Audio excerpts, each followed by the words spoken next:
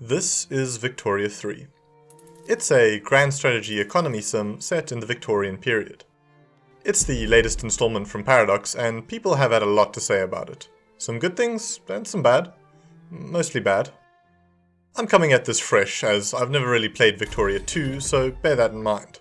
I hope it doesn't disqualify my opinion. Paradox really puts the grand in grand strategy. Victoria 3 has a lot going on. It's complicated and definitely not everyone's cup of tea. But inversely, I think it's that very complexity that makes Paradox's catalogue of games so unique. A high learning ceiling means there's a lot of learning to be done, which really contributes to replayability. I mean, I played Victoria 3 for like 40 hours before I even realized there's a freaking decisions tab. Anyway, Vic 3 is first and foremost a market economy simulator, and it does its best to simulate the booming trade era of the 18th century. Everything is for sale, including Africa. Although that's more of a taking than a buying. Managing your economy is where you're going to be spending most of your playtime. See, you're trying to keep prices low enough so that they remain competitive on the market, but high enough that your factories can afford to pay its workers with the money made from sales. You also have to make sure that you as a government have enough money for building things and filing documents. There is a lot going on under the covers, and it's not apparent why things happen the way they do at first. It's all about supply and demand. So, for example, you can build a coal mine, but it won't produce anything until someone needs coal. Inversely, your steel mill won't run until you have coal. So it's kind of a chicken and egg situation. You need both simultaneously. You have to keep your economy happy, but you also have to keep your people happy. Standard of living and literacy play an important part of driving your great engine forward.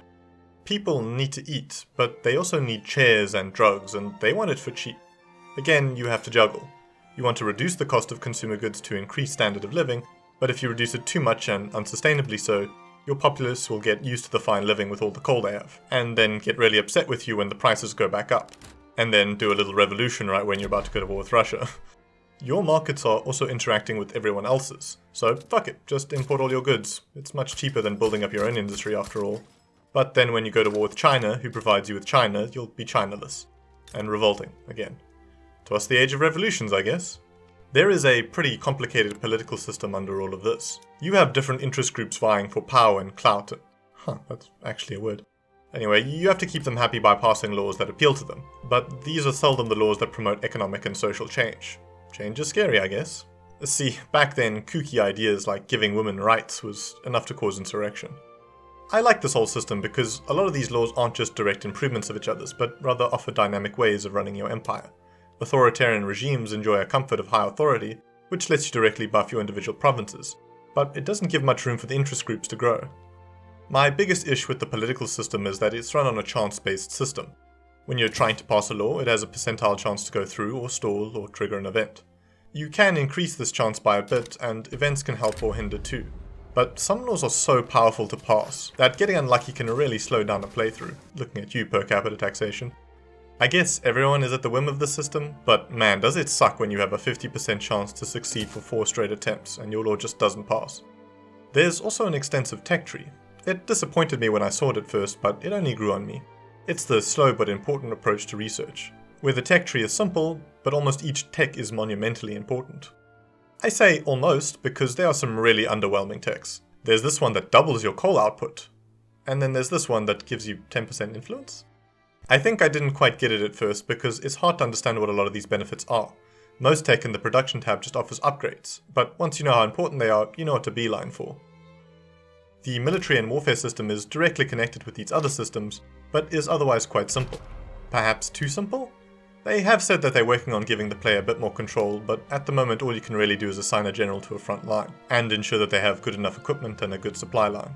Otherwise, it's completely hands-off. You can't even choose the direction your armies push in, and this can be incredibly frustrating. I'm not the first to complain about this, and I'm sure I won't be the last. But it's such an oversight, I had to bring it up. Vic 3 isn't a military simulator like a lot of the other Paradox games, so it's understandable that it doesn't really emphasize combat. But when you take away the player's control in such a consequential part of the game, it can be very irritating. The only part I do like about the warfare system is this, the build-up to war. Seldom in history were wars declared completely out of the blue. There was almost always some kind of build-up, no matter how rapid. This system emulates that well, and gives other nations a chance to pick a side, for war goals to be expanded, and even for either side to give in to demands. I love it because this is exactly how it was during this period of history. Nations trying to conquer weaker countries saw their neighbours getting involved just to spite them. I want to invade Egypt as the Ottoman Empire, but I can't because Russia will take their side. The Russians hate the Egyptians, but they hate me more. The enemy of my enemy is my friend, I guess. It's a great system because it really lets you have a say in how the territories you're interested in develop, and it works well for the most part. This is a good segue to talk about declared interests. In other Paradox games, there's this issue that you receive a lot of info from every other nation and faction in the game, even if it doesn't concern you. This usually just leads to you not reading them and missing important tidbits, like your neighbour getting eaten by a devouring swarm. In Vic 3, you declare areas that you want to be interacting with, and then you only get info from them. It's such a simple system, but it adds so much value. Say you don't want France dicking around in Africa, well, declare it as an interest and support every colony uprising. Simple as. The game is full of dynamic systems that are all interacting with each other. I've been playing it for a while now, and sometimes I just can't tell why my income is dipping or spiking. Sometimes it's due to a resource shortage.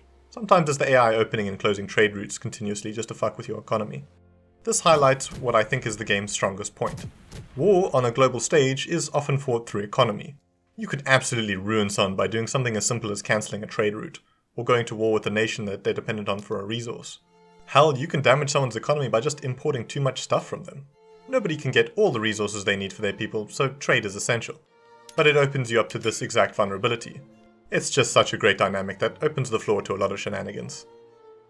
As much as I love the complexity of Vic 3, I have to say that I think it borders on inaccessible.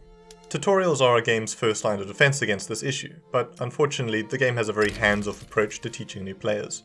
There isn't a dedicated tutorial, but instead you're put into a guided sandbox that is designed to let you figure things out. I played one of them again and followed the instructions to a T, and it led to my economy collapsing. This confuses me because surely tutorials should be a big emphasis for a game this complex. It does take the approach of letting you figure things out by yourself, but my friend explaining the 5 systems you're interacting with the most taught me much more. There are a series of YouTube tutorials from content creators on the official Paradox channel, but would it kill them to make them internal? The whole tutorial system isn't great, and there's a lot of room for improvement. I suspect the Paradox team is operating under the assumption that their player bases are going to be YouTubing and Googling how to do things anyway, so they can just rely on that.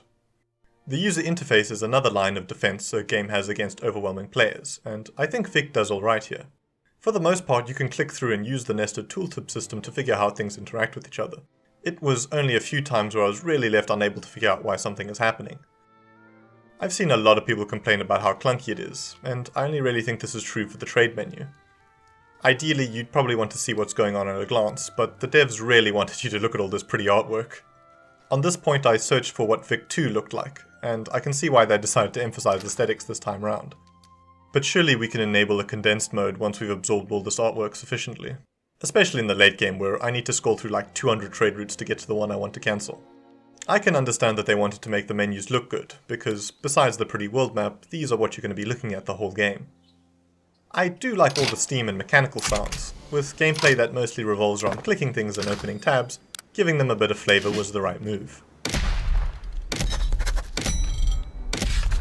Something that struck me as odd was the lack of an historical mode, but it made sense the more I realised how complex the game was. The smallest changes can affect the direction of a nation, so it really wouldn't make sense to have scripted AI. There are some cool events for the nation's progressions, but I think they could really expand on the pop-ups in general. In about 10 hours of gameplay, I think I saw them all, even some of the rarer ones. Most aren't even specific to nations, so you'll usually see all of them in a single playthrough, which is really short-sighted for a game with this much replayability. This is a direction that I think is really easy to improve on, and I hope they will. My biggest gripe in the game is probably the AI.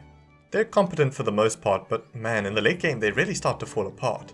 It ties in with the radical system, which is basically a more complex happiness system. But man, is it vicious. It's accurate that every time you change the law or the standard of living decreases, your people become more radicalized. I don't have an issue with this.